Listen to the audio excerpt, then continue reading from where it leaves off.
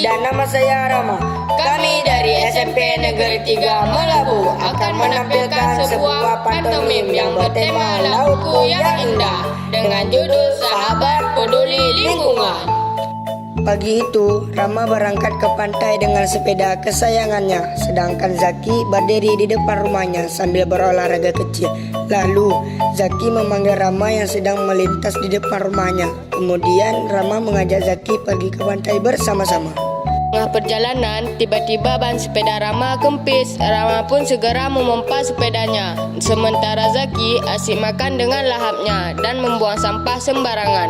Rama pun menegur Zaki dengan lembut agar tidak membuang sampah sembarangan. Setelah selesai memompa ban, mereka pun melanjutkan perjalanannya.